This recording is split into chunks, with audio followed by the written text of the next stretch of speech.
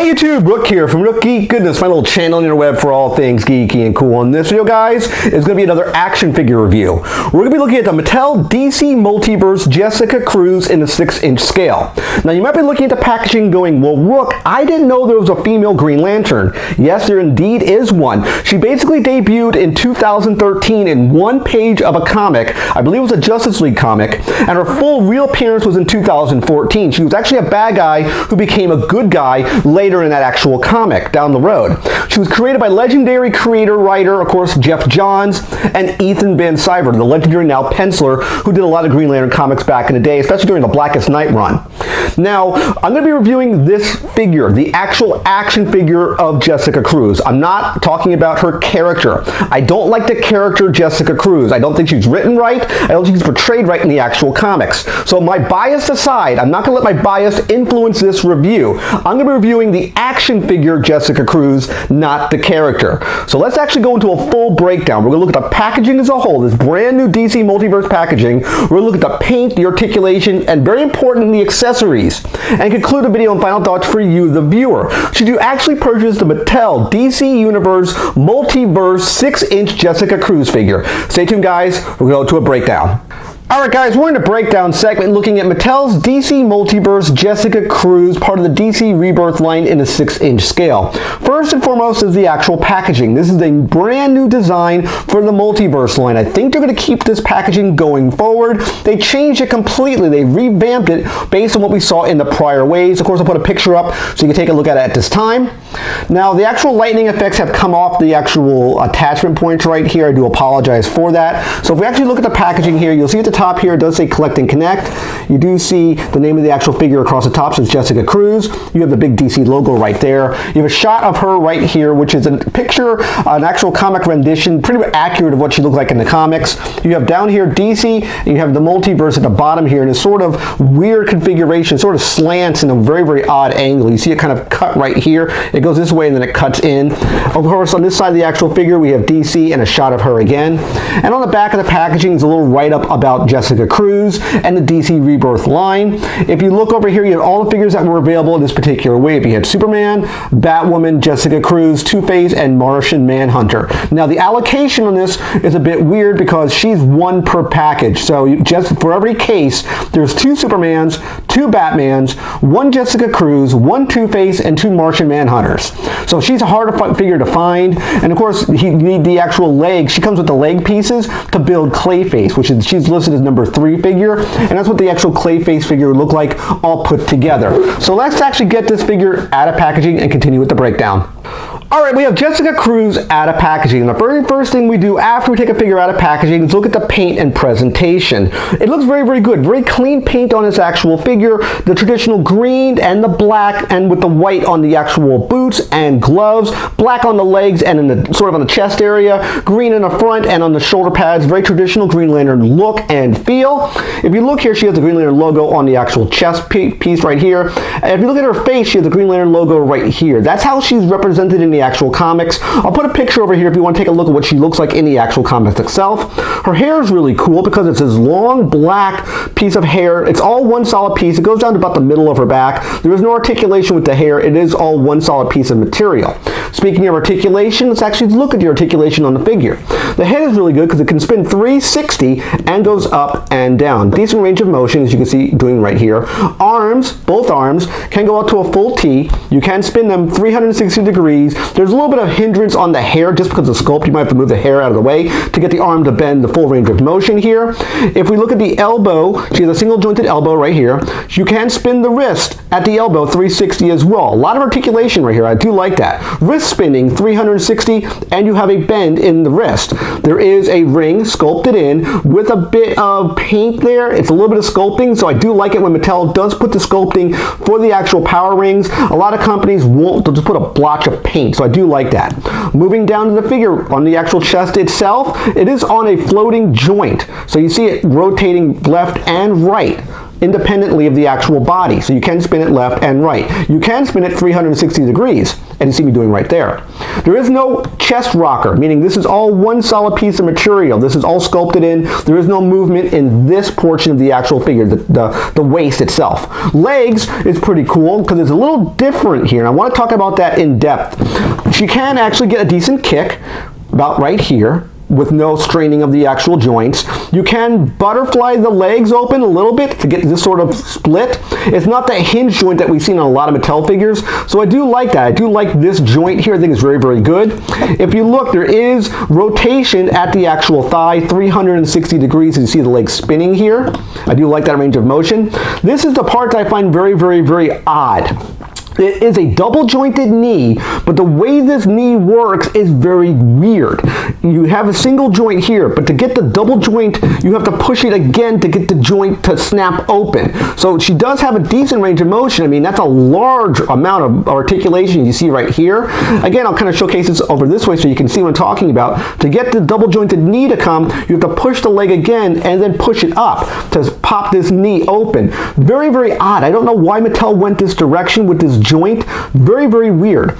Now, to complete the actual articulation of the figure itself, there is no articulation in the actual shin or calf here. After that second double jointed knee, you have a hinge joint at the foot, up and down movement. There is no turning of the foot. You can't spin it rotationally. You would break the foot there. So be aware of the articulation of the figure. There's a large amount of articulation packed into this figure. All right, let's take a look at the actual accessories for the Jessica Cruz figure. These are very, very weird accessories, and I have a lot of issues with them. First, let's look at the easiest accessory to talk about, which is her power battery. This is a modern power battery, but the material and the color seems off to me. I don't know why. I think this should have been maybe a chrome piece or vacuum metal piece for a power battery instead of this normal sort of neon green with this brighter green in the actual center. There is articulation on the handle. The handle will go up and down or swivel, like basically it will swivel up and down as you see me doing here. I do think it should have been a different material and a different sculpt. I don't like this sculpt. It's a bit weird. She can hold the power battery. You see me bring her back into the shot here. Her hand can grip it. I'm trying to have her hold it. Have to open up her hand a little bit here to get her to hold it. And she can actually hold the power battery, as you see right here.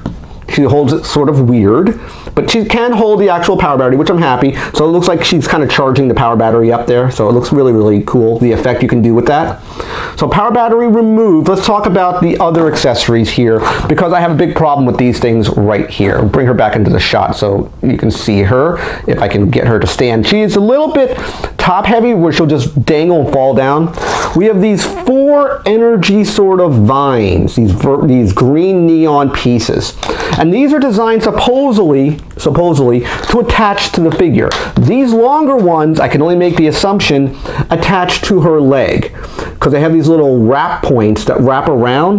The biggest problem I'm running into with these wrap points is there's no real way to attach them to the figure. And what I mean by that is there's no instructions in the actual packaging that says what the right way to attach these energy tendrils would be. And I've been struggling for 20 minutes at least trying to get these to attach to the figure. And I don't know the right way of doing it.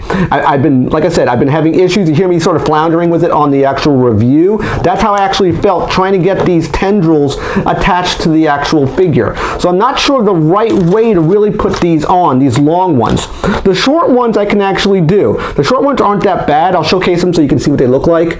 They're these, like I said, they're sort of like lightning or the tendrils that come around. I see what Mattel is trying to do with these, but I don't think it was executed properly, because it's extremely difficult to get these tendrils to wrap properly around the actual figure, because I said there's no manual to actually how it works. I mean, you can do it and it will look something like, let's see, let's put this one here, because I think this one goes on this arm. I think I can get the hand ones okay.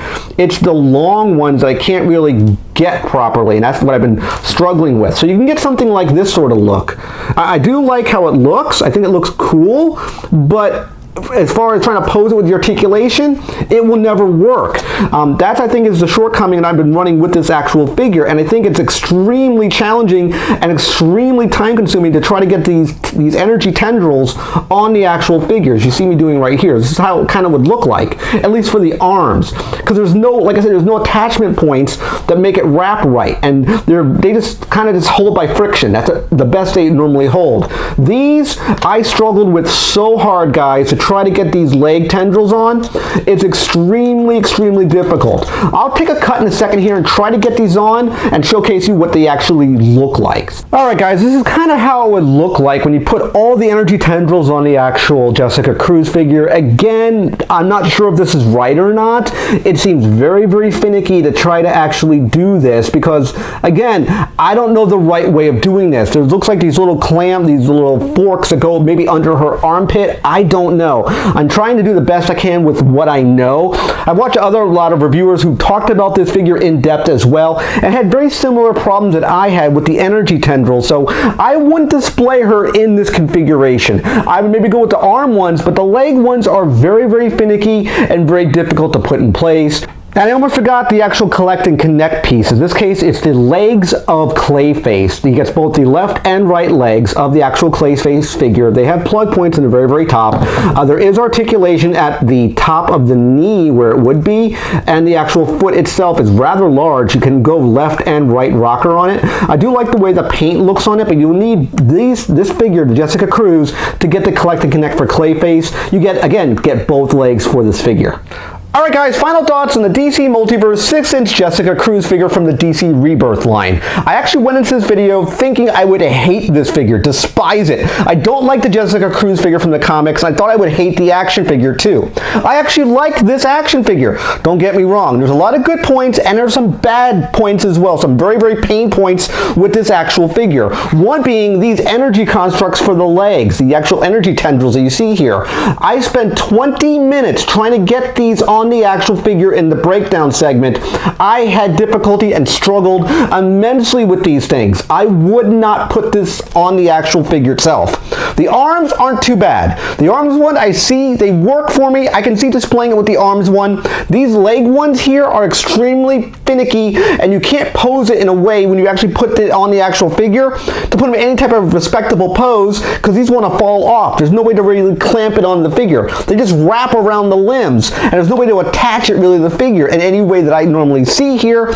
Maybe I'm just not understanding it because there's no directions in the box or in the packaging to how to attach the actual tendrils. So I was very, very confused. Of course, we had the collect and connect, which is part of Clayface, which were the legs based on this figure itself. So you need Jessica Cruz to actually get the leg portion to build Clayface. Her actual packaging, she only came in very short packed limited sets. There was 8 figures in the actual packaging, which we talked about in the breakdown. She was short packed to 1, and so was Two-Faced. Both Two-Face and Jessica Cruz was 1 per package, while all the other figures there were 2 per packaging. So also I had an issue with the actual power battery. I wasn't a fan of this design of the power battery. It didn't look right to me. They should have had more of a modernized power battery. This to me is not a very good design. I think they actually could have come up with a better one for Mattel. But all in all, I think this is a really, really good figure. Would I say buy this figure? Well, if you're going to get the collect and connect wave, you're going to need this figure here to actually complete your Clayface. So you're going to need her anyways if you want to get the full entire wave. Would I recommend buying her? Besides that, if you're a Green Lantern fan, I would say you can actually pick her up. If you like female action figures, you can get it as well. I just wouldn't pose it with the actual energy tendrils. They're extremely difficult, like I said, to get it on the actual figure. So I hope you liked this video review of the DC Multiverse Jessica Cruz in the 6-inch scale. Definitely click that like button. Always click subscribe, which is a picture of my face.